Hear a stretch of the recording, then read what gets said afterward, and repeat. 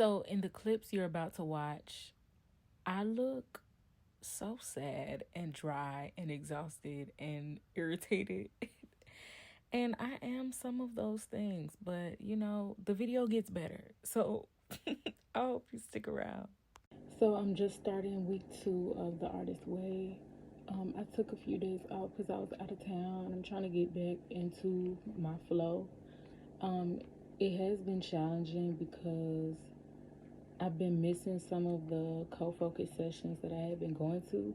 And then the time that I usually go, which is like the evening, that time is no longer offered on the majority of the days. It's only offered on Sundays. So that is affecting me in a way. They just made that switch, but I missed 2 sessions last week. And then they made the switch, so then I can't attend those sessions at that same time this week and beyond. I can attend earlier sessions, but I would just have to pivot and like see my availability on each day. It's like a whole thing for me. I've been feeling a lot, and doing my daily checks has helped me just take notice of what I've been feeling. Week 2 is about recovering a sense of identity. Week 1 was about recovering a sense of safety. So in this clip, I feel like it's better for me to do a voiceover because I can really express myself more concisely and just really get what I was trying to say out.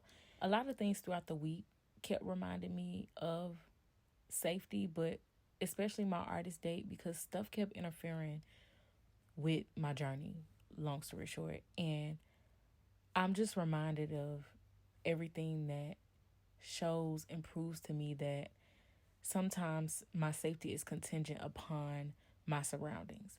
And as a Black queer body in this world that hates Black bodies, queer bodies, neurodivergent people, like non-able bodies, just different bodies that exist outside of what has been made the standard, our safety is not always promised. And so I'm just trying to figure out ways to protect the pocket of peace that I'm granted in certain spaces and in certain moments.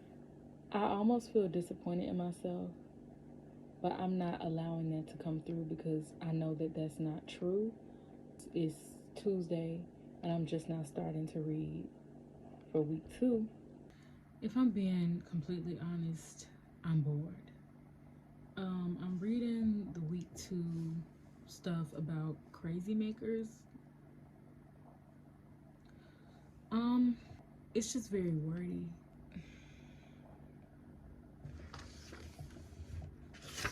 I think what I do have the capacity for is to like read the part leading up to the tasks and like this says rules of the road.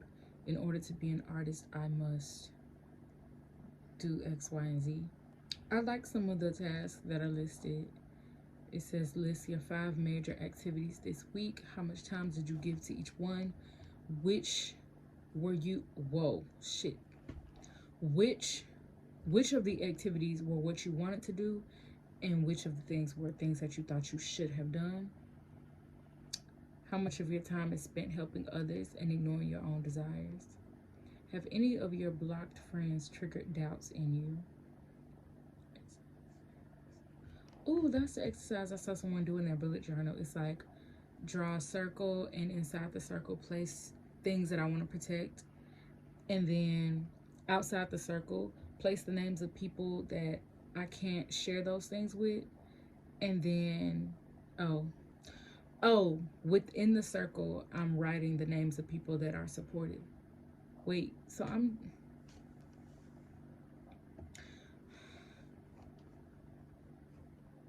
yeah, okay. List 20 things that I enjoy doing. When was the last time I let myself do these things? Place a date.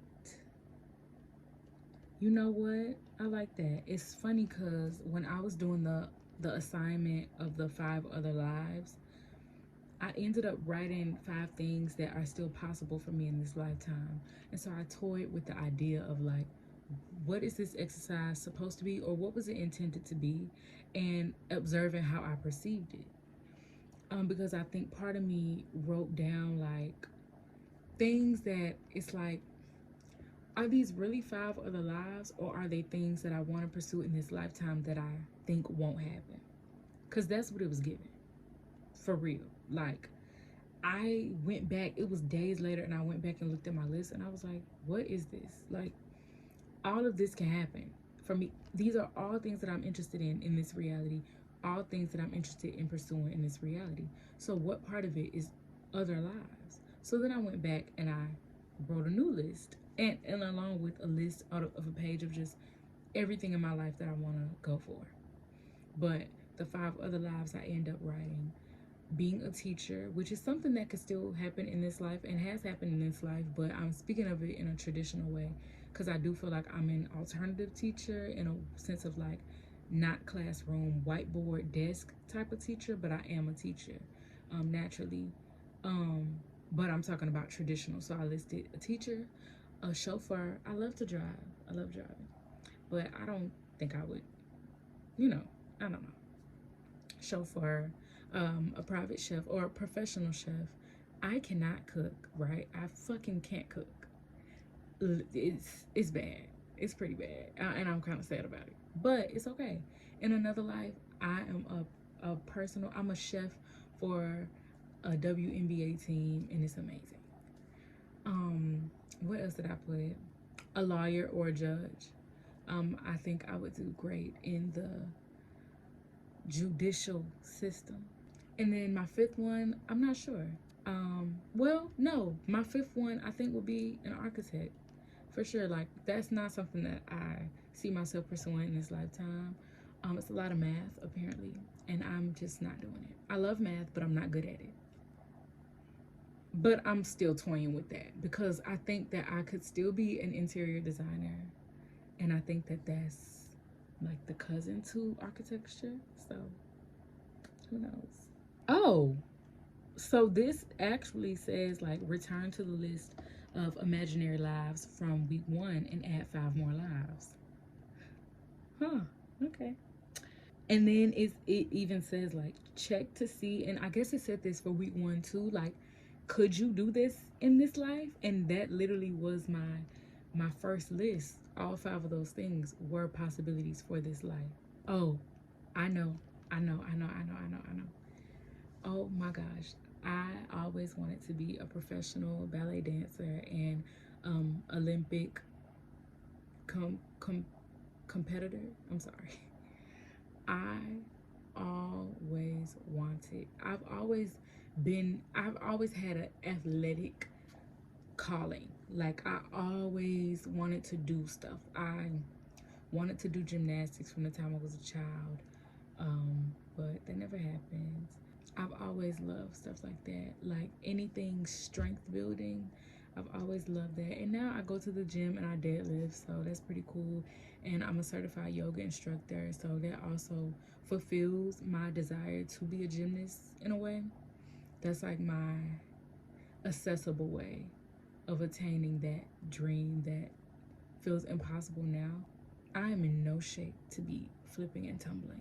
I almost pass out if I stand up too fast. Whose balance beam am I finna be on?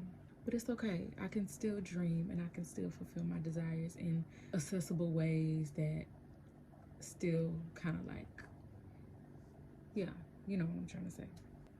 What? Now this y'all now this they asking for a lot. I'm sorry. It's Tuesday. I'm trying not to like, you know, cute. Oh shit. It's more. Of course it's more. It's okay. All right. I never finished the list of songs that I was working on, but it's okay because it still exists. It's still in my notebook, and I can always return to it.